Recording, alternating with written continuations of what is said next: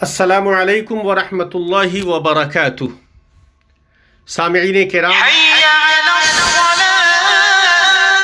سے حرم مکی کا اردو ترجمہ سماعت کر رہے ہیں۔ آج بتاریخ 27 جمادی الاولیٰ 1443 ہجری بمطابق 31 دسمبر 2021 عیسوی امام حرم ڈاکٹر فیصل غزاوی حفظہ اللہ حرم مکی میں خطبہ پیش فرما رہے ہیں۔ موضوع ہے چیزوں سے قریب اور دور ہونے کی سمجھداری۔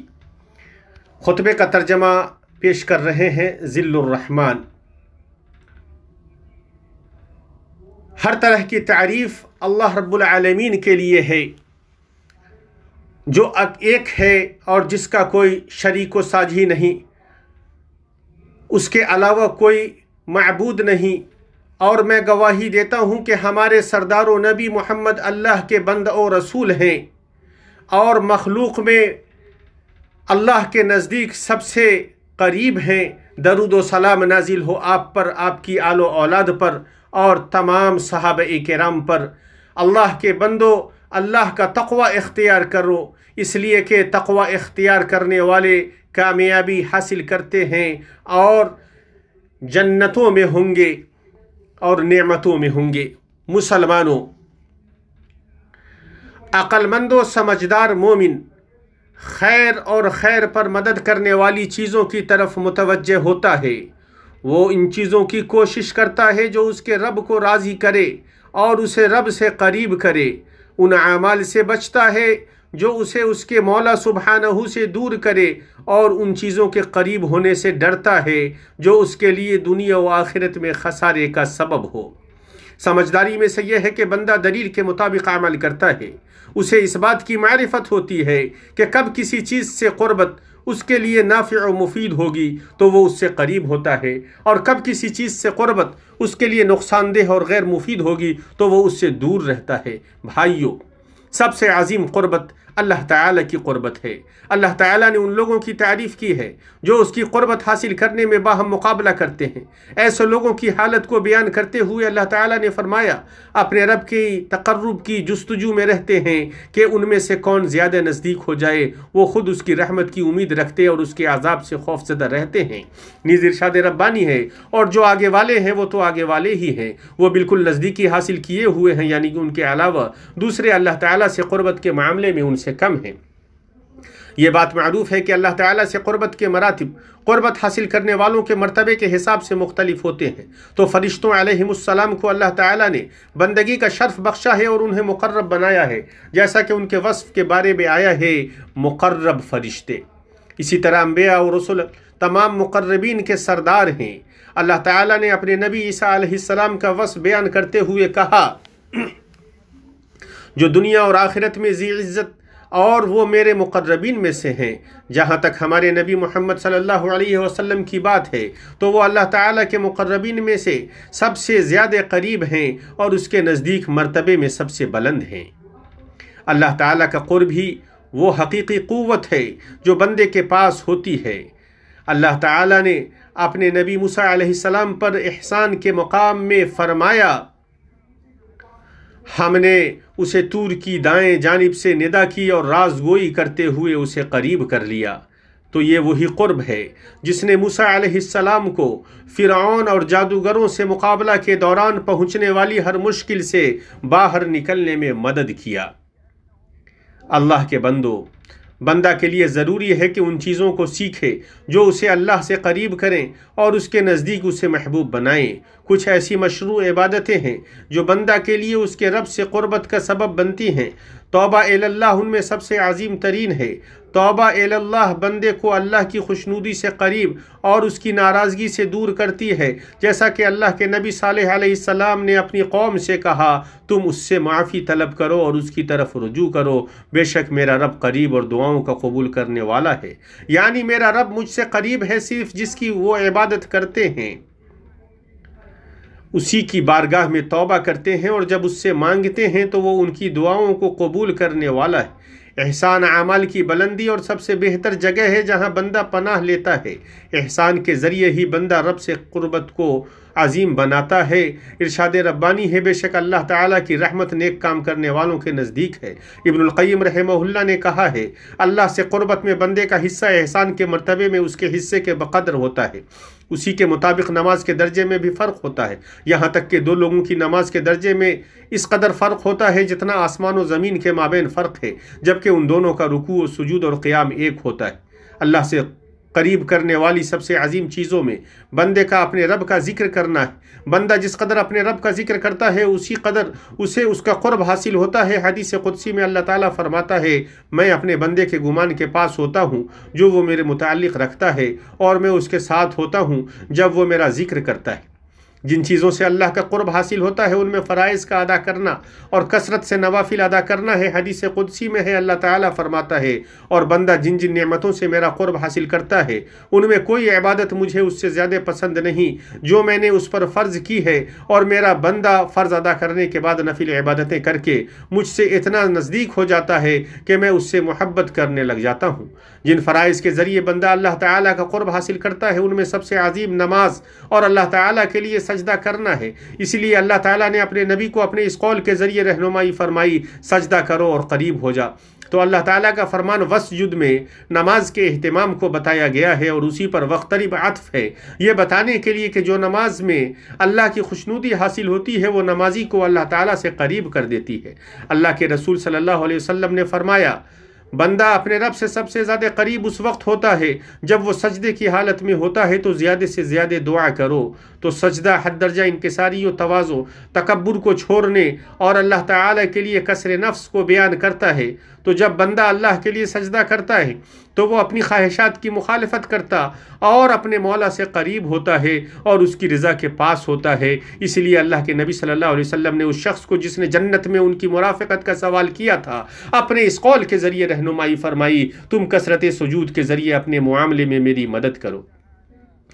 دعا کی شان عظیم ہے۔ اللہ تعالیٰ نے اپنی عبادت کرنے والے اور دعا کرنے والے بندے سے اس طرح قریب ہوتا ہے کہ اس کی دعاؤں کو قبول فرماتا ہے اور اس کی مدد کرتا ہے اور اسے توفیق سے نوازتا ہے۔ ارشاد ربانی ہے، جب میرے بندے میرے پاس میرے بارے میں آپ سے سوال کریں تو آپ کہہ دیں کہ میں بہت ہی قریب ہوں ہر پکارنے والے کی پکار کو جب بھی وہ مجھے پکاریں۔ قابل تعریف قربت میں سے یہ ہے کہ بندہ جنت میں نبی کریم صلی اللہ علیہ وسلم کے مقام سے قریب تر۔ اللہ کے رسول صلی اللہ علیہ وسلم نے فرمایا، قیامت کے دن تم میں سے میرے نزدیک سب سے زیادہ محبوب اور مجھ سے مجلس کے اعتبار سے سب سے قریب وہ ہوں گے جو تم میں اخلاق کے اعتبار سے سب سے اچھے ہیں۔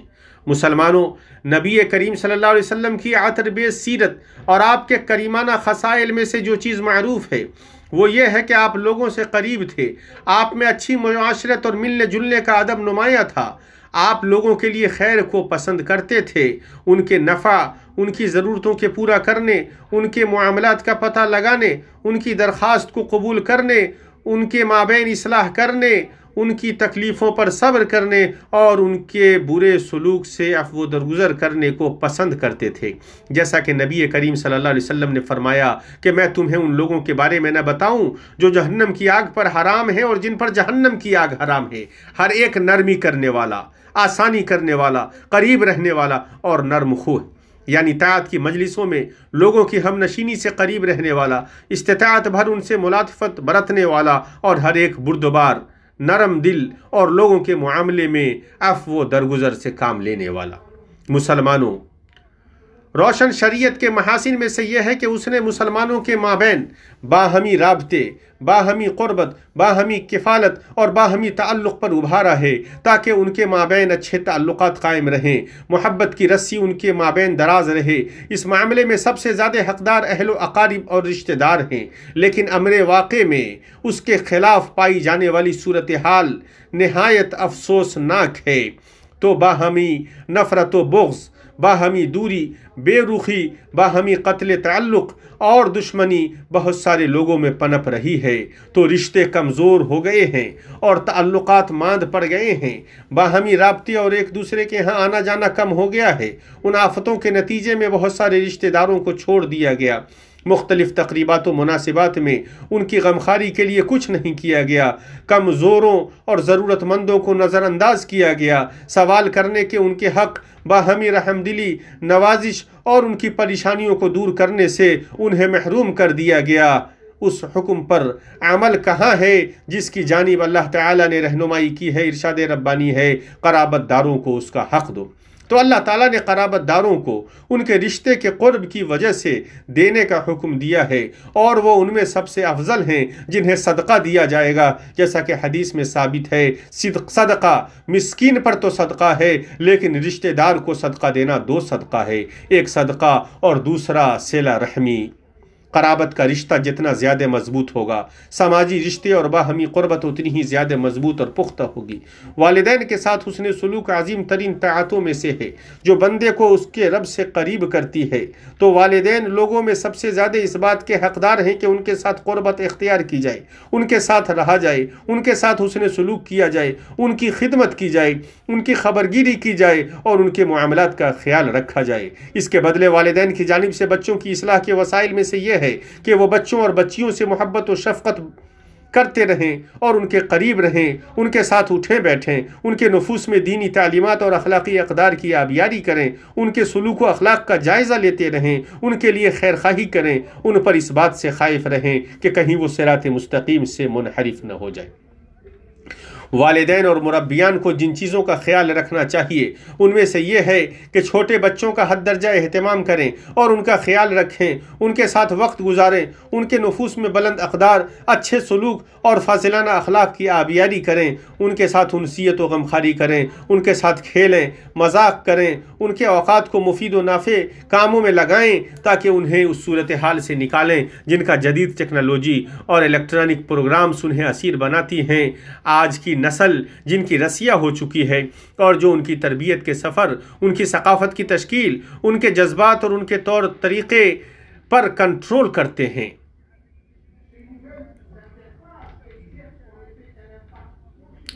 شوہر و بیوی دونوں ایک دوسرے سے حسن معاشرت اور ایک دوسرے کے حق کا خیال رکھتے ہوئے ایک دوسرے کے قریب ہوں تاکہ محبت و اتحاد قائم رہے اور دونوں الفت و ہم آہنگی کے ساتھ زندگی گزاریں۔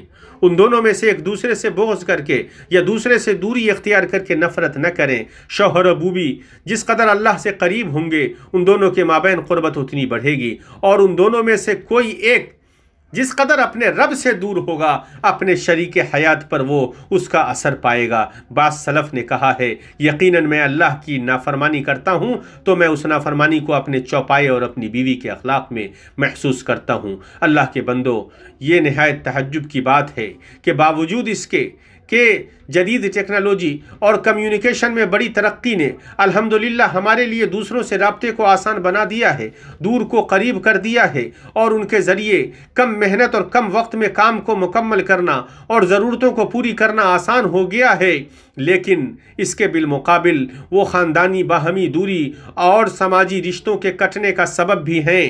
تو کتنے ہی خاندان ہیں جو ایک جگہ اکٹھا ہوتے ہیں لیکن وہ جدا رہتے ہیں۔ تو ہر شخص اپنے گھر میں بند رہتا ہے یا مجلس میں ایک ساتھ رہتے ہوئے بھی وہ اپنے موبائل فون یا ٹیکنالوجیکل ڈیوائس میں مشغول ہوتا ہے، وہ ویڈیو یا آڈیو کلپس کو دیکھ رہا ہوتا ہے یا مختلف سوشل میڈیا کے پروگراموں سے میسیجز بھیج رہا ہوتا ہے یا ویب سائٹس کی سرفنگ کر رہا ہوتا ہے اور الیکٹرانک کھیلوں کے کھیلنے میں طویل وقت لگا رہا ہوتا ہے۔ بسا اوقات لگاتار اس کی وجہ سے راتوں کو جگتا ہے۔ تو ہمیں چاہیے کہ ہم اس سے متنبہ رہیں، ہم اپنے معاملے کو ٹھیک کریں اور اپنی حالت کو درست کریں۔ اللہ کے بندو، ہر نوازش نعمت نہیں ہے اور نہ ہی ہر نعمت نوازش ہے، لیکن حقیقی نعمت وہ ہے جو اللہ عز و جل سے قریب کرے۔ ابو حازم رحمہ اللہ نے کہا ہے ہر وہ نعمت جو اللہ سے قریب نہ کرے تو وہ مصیبت ہے۔ اللہ آپ سب کو اپنے حفظ و امان میں رکھے۔ اس آیت آیت پر غور کرو جسے ہمارے رب عز و جل نے بیان کیا ہے، اور تمہارے مال اور اولاد ایسے نہیں کہ تمہیں ہمارے پاس مرتبوں سے قریب کر دیں۔ ہاں، جو ایمان لائیں اور نیک عمل کریں ان کے لیے ان کے اعمال کا دوہرا اجر ہے، اور وہ نڈر و بے خوف ہو کر بالا خانوں میں رہیں گے۔ اور اس کا معنی یہ ہے، جیسا کہ بعض علماء نے ذکر کیا ہے، تمہارے مال اور اولاد ایسے نہیں کہ ہمارے پاس مرتبوں سے قریب کر دیں، ہاں مگر جو ایمان لائیں اور نیک عمل کریں تو ان کے اموال و اولاد اس وقت انہیں اللہ سے قریب کریں گے جب وہ اس میں اللہ کی اطاعت کرتے رہیں اور اس میں اللہ کا حق ادا کرتے رہیں۔ ایسا معاملہ اہل ایمان کے ساتھ ہوتا ہے، اہل کفر کے ساتھ نہیں۔ اللہ کے بندو، طاعتیں جنت میں پہنچانے والی ہیں، معاصی جہنم سے قریب کرنے والی ہیں۔ اللہ کے رسول صلی اللہ علیہ وسلم نے فرمایا، جنت تم میں سے ہر شخص کے نزدیک اس کے جوتے کے تسمے سے زیادہ قریب ہے، اور جہنم بھی ایسے ہی ہے۔ اس لیے ان چیزوں کی معرفت حاصل کرو جو جنت سے قریب کرے اور جہنم سے دور کرے، اور یہ اہم مطالب میں سے ہیں، اور یہی وہ چیز ہے صحابہ کرام رضی اللہ عنہم جس کے حریص رہے۔ جب ان میں سے کوئی اللہ کے نبی سے پوچھتا مجھے ان چیزوں کے بارے میں بتائیے جو جنت سے قریب کرے اور جہنم سے دور کرے، تو اللہ کے نبی صلی اللہ علیہ وسلم اسے اپنے اس قول کے ذریعے جواب دیتے، تم اللہ کی عبادت کرو، اس کے ساتھ کسی چیز کو شریک نہ کرو، نماز قائم کرو، زکوٰۃ دو اور صلہ رحمی کرو۔ میں اپنی یہ بات کہتا ہوں اور اللہ رب العالمین سے اپنے لیے اور آپ تمام لوگوں کے لیے اور تمام مسلمانوں کے لیے مغفرت طلب کرتا ہوں۔ تم بھی اسی سے مغفرت طلب کرو، وہ بہت زیادہ معاف کرنے والا اور نہایت رحم کرنے والا ہے۔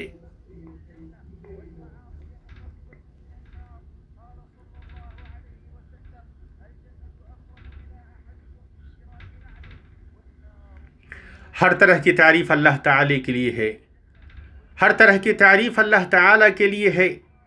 جسے اللہ قریب کرنا چاہے اسے کوئی دور کرنے والا نہیں، جسے وہ دور کرنا چاہے اسے کوئی قریب کرنے والا نہیں۔ جو اللہ کی طرف ایک بالشت قریب ہوتا ہے، اللہ تعالیٰ اس کی طرف ایک گز قریب ہوتا ہے۔ اور میں گواہی دیتا ہوں کہ اللہ کے علاوہ کوئی معبود نہیں، وہ اکیلا ہے، اس کا کوئی شریک و ساجی نہیں، اور میں گواہی دیتا ہوں کہ محمد اللہ کے رسول ہیں۔ اللہ تعالیٰ نے ان پر درود بھیجا ہے۔ جب تک رات و دن کا سلسلہ جاری ہے ان پر درود و سلام نازل ہوتا رہے۔ اللہ کے بندو، جس طرح بندہ ان چیزوں کی کوشش کرتا ہے جو اسے اس کے رب سے قریب کریں، اسی طرح اس کے لیے ضروری ہے کہ وہ ان چیزوں سے بھی دور رہے جو اسے معیوب اور برا بنائیں، اور ان چیزوں سے دور رہے جو اسے صغائر یا کبائر محرمات میں مبتلا کریں۔ اس لیے کہ اللہ تعالیٰ نے آدم و حوا علیہم السلام کو اپنے اس قول میں ان سے ڈرایا، لیکن اس درخت کے قریب بھی نہ جانا ورنہ ظالم ہو جاؤ گے۔